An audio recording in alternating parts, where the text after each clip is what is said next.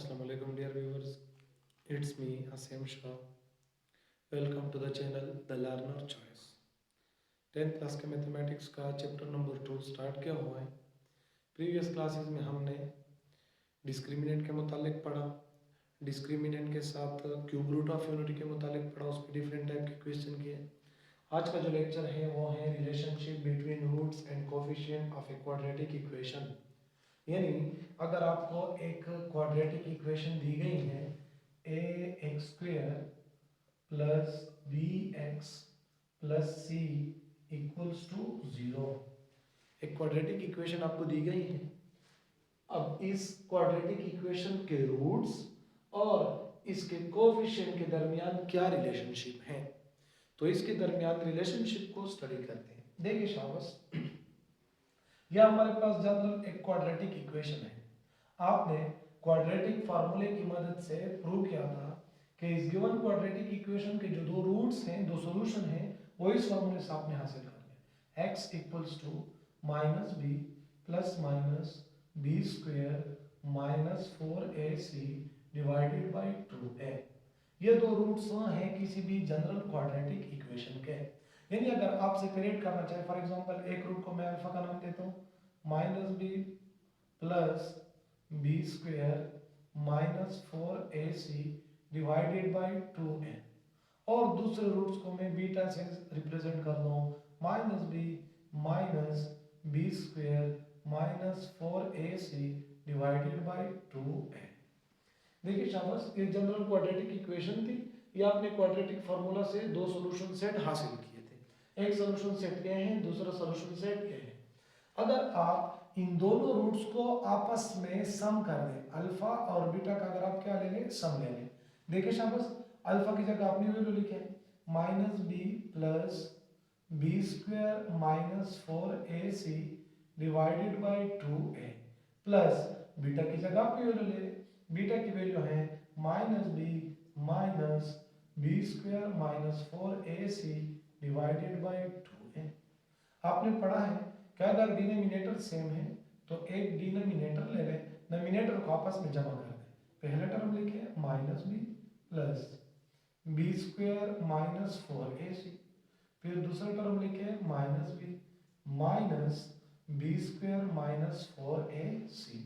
तो देखिए शाबाश, यहाँ पे ये प्लस टाइम है और ये माइनस टाइम है, ये दोनों आपस में कैंसिल हो जाएंगी, तो आपके पास क्या रह जाएगा शाबाश, माइनस बी और माइनस बी से आपके पास आंसर मिलेगा माइनस 2b डिवाइडेड बाई नीचे क्या रह गया 2a।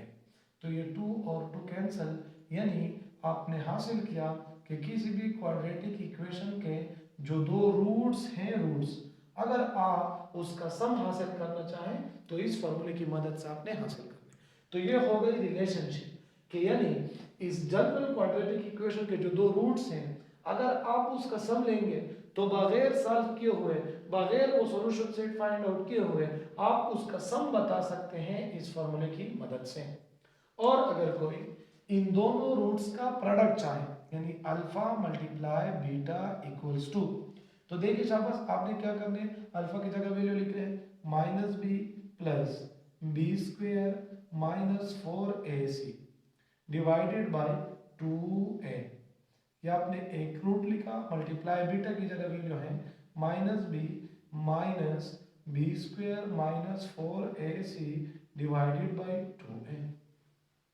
अगर हम यहाँ पे देखें तो माइनस बी ये एक टर्म है, b square minus 4ac under the root b square minus 4ac under the root, ये दूसरा नंबर है।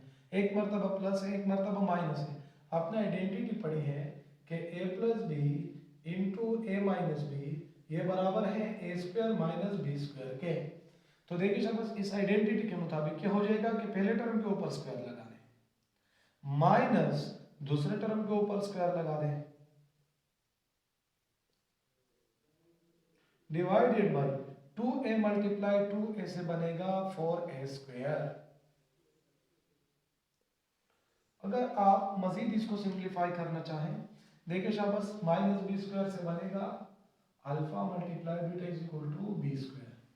ये माइनस अपनी जगह बरकरार रहेगा, ये स्क्वायर और स्क्वायर रूट आपस में कैंसिल, क्या रह जाएगा b square minus 4ac divided by 4a² या alpha multiply beta equals to b² minus b² plus 4ac divided by 4a² या minus b plus b cancel, क्या मिल गया आपके पास 4ac डिवाइडेड बाई ये 4a² को मैं इस तरह लिख रहा हूँ कि 4a मल्टीप्लाई a।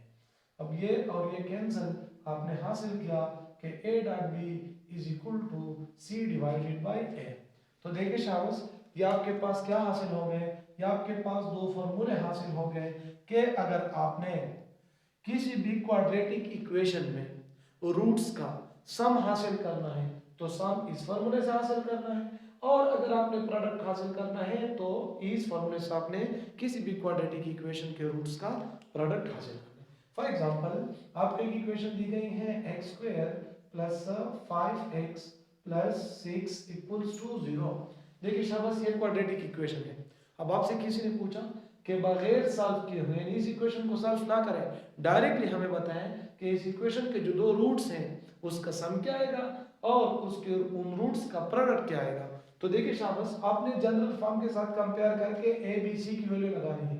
a की वैल्यू है 1, b की वैल्यू है 5 और c की वैल्यू है 6।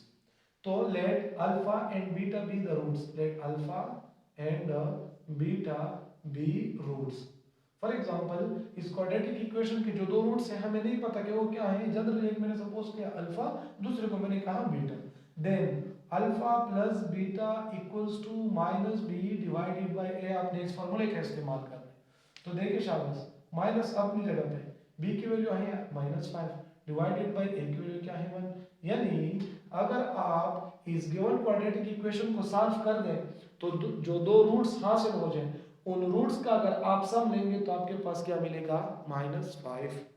और अगर आप इन दोनों रूट्स का प्रोडक्ट लेंगे तो आपके पास क्या आएगा c डिवाइडेड बाय a, यानी c की वैल्यू क्या है 6 divided by 1 which is equal to 6। तो आपने यानी कोफिशिएंट की मदद से फैसला किया कि किसी भी क्वाड्रेटिक इक्वेशन के रूट्स का हम सम किस तरह हासिल करेंगे और प्रोडक्ट किस तरह हासिल करेंगे। अगर आप वेरिफिकेशन करना चाहते हैं कि हम वेरीफाई कर दें कि क्या इस गिवन इक्वेशन के जो दो रूट्स हैं उसका सम -5 और प्रोडक्ट 6 आता है या नहीं, तो इस इक्वेशन को फैक्टराइजेशन से सॉल्व कर दे। देखिए शाबाश, x² plus 2x plus 3x plus 6 equal to 0। x का मन कर लें तो x प्लस 2 रह जाएगा, प्लस 3 का मन कर लें तो x प्लस 2 रह जाएगा 0, या x प्लस 2 x प्लस 2, एक x प्लस 2 ले लें, दूसरा क्या रह जाएगा x प्लस 3 इक्वल्स टू 0। या तो x प्लस 2 की वैल्यू 0 हो जाएगी या x प्लस 3 की वैल्यू 0 हो जाएगी। तो x की एक रूट आपने हासिल की -2 और x की दूसरी रूट आपने हासिल की -3। अब देखिए शाबाश, यह हो गया आपका अल्फा, अल्फा की वैल्यू कितनी हो गई -2, और दूसरा रूट आपने बीटा वो हासिल किया -3। अगर आप अल्फा और बीटा का सम लेंगे यानी -2 और 3 का सम लेंगे -3 का, तो आपके पास आंसर क्या मिलेगा -5। और अगर आप इसका प्रोडक्ट लेंगे यानी -2 और -3 का अगर आपने प्रोडक्ट लेना है तो भी आपके पास 6। अब आपने वेरीफाई भी कर लिया कि वाकई इस गिवन क्वाड्रेटिक इक्वेशन के जो दो रूट्स हासिल हो रहे थे -2 और -3, अगर हमने इसका सम लिया तो -5 आ रहा था और अगर इसका हमने प्रोडक्ट लिया तो क्या आ रहा था 6। तो ये हो गया किसी भी क्वाड्रेटिक इक्वेशन को सॉल्व किए हुए बगैर ये फैसला करना कि इस गिवन क्वाड्रेटिक इक्वेशन के रूट्स का सम और प्रोडक्ट किस तरह हम फाइंड आउट करते हैं। उम्मीद है कि आपको समझ आ गई होगी। अल्लाह हाफ़िज़।